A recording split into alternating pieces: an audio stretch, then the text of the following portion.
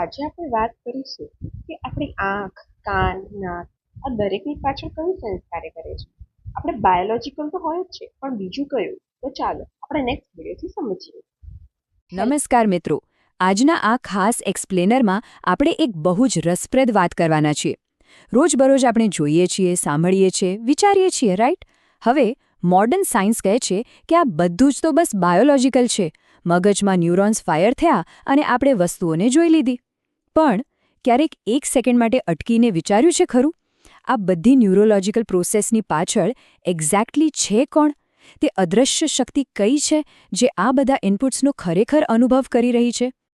એટલે કે આપણી આ જે ફિઝિકલ આંખો છે ને, એની પાછળ રહીને ખરેખર જોનાર કોણ છે? આ કોઈ નવો સવાલ નથી હો. હજારો વર્ષો પહેલાં આપણા પ્રાચીન ગ્રંથોમાં આ જ મિસ્ટ્રી સોલ્વ કરવાની કોશિશ થઈ હતી.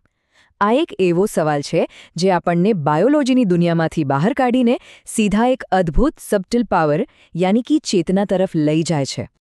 તો ચાલો સૌથી પહેલાં સમજીએ આ ધ કેન ક્વેશ્ચન, એટલે કે કેનનો અર્થ શું થાય છે.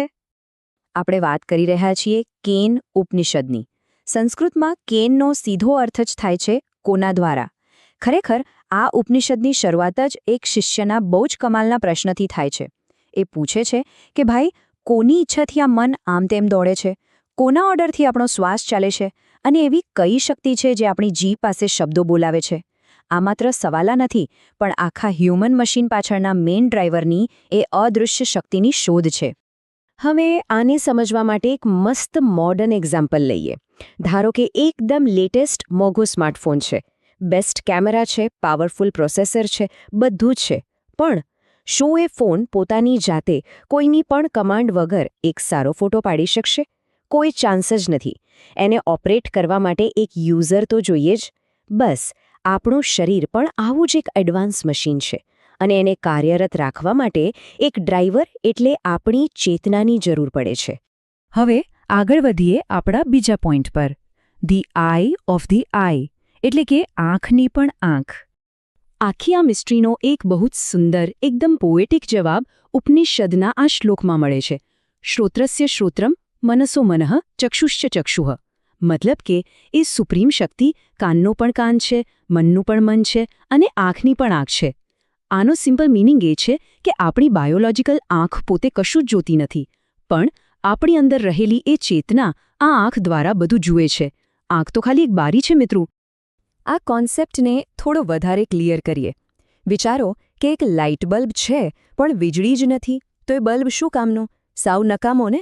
બિલકુલ એ જ રીતે ચેતના વગર આપણી આ બધી જ ઇન્દ્રિયો સાવ જડ છે, ડેડ છે. અહીં પકડવા જેવી વાત એ છે કે આપણી સાચી આઇડેન્ટિટી આ ફિઝિકલ બોડી નથી, પણ એ ગવર્નિંગ પાવર છે જે આખા શરીરને પાવરઅપ કરે છે અને જીવંત બનાવે છે. તો હવે આવીએ સૌથી અગત્યના પાર્ટ પર, ટ્રુ લાઈફ મેનેજમેન્ટ. હવે સવાલ એ થાય કે આ બધું જાણવાનો પ્રેક્ટિકલ ફાયદો શું? ખાસ કરીને આજના સમયમાં જ્યારે ચારેય બાજુ કોમ્પિટિશન અને સ્ટ્રેસ છે. જુઓ, જ્યારે આપણે સમજી જઈએ કે આપણું મન તો માત્ર એક ટૂલ છે, એક સાધન છે, અને આપણે પોતે મન નથી, ત્યારે લિટરલી આખી ગેમ બદલાઈ જાય છે. આનાથી સેલ્ફ કોન્ફિડન્સ જબરદસ્ત વધે છે. આપણે આપણા જ વિચારોના સાક્ષી એટલે કે વિટનેસ બનતા શીખી જઈએ છીએ. પરિણામે કામ કરતી વખતે કે વાંચતી વખતે ફોકસ એકદમ શાર્પ થઈ જાય છે. અને હા, જ્યારે ખબર પડે કે આપણે એ અનંત ચેતનાનો હિસ્સો છીએ, ત્યારે બધો જ ડર અને સ્ટ્રેસ ગાયબ થઈ જાય છે. સાચું લાઈફ મેનેજમેન્ટ તો આ જ છે ને? તો હવે આ એક્સપ્લેનર પૂરું કરતા પહેલાં એક વિચારવા જેવો પ્રશ્ન મૂકીને જાઉં છું. નેક્સ્ટ ટાઈમ જ્યારે પણ આપણે કોઈ સુંદર દૃશ્ય જોઈએ કે કોઈ મસ્ત મ્યુઝિક સાંભળીએ, ત્યારે શું આપણે એ યાદ રાખી શકીશું કે આ જોનાર કે સાંભળનાર ખાલી આપણી આંખ કે કાન નથી, પણ આપણી અંદર રહેલી એ સુપ્રીમ કોન્શિયસનેસ છે? આ વેદાંતિક વિચારને જરા ડેલી લાઈફમાં અપ્લાય કરીને જોજો, એક નવી દ્રષ્ટિ મળશે. આ ઊંડાણપૂર્વકની યાત્રામાં જોડાવા બદલ આપ સૌનો ખૂબ ખૂબ આભાર.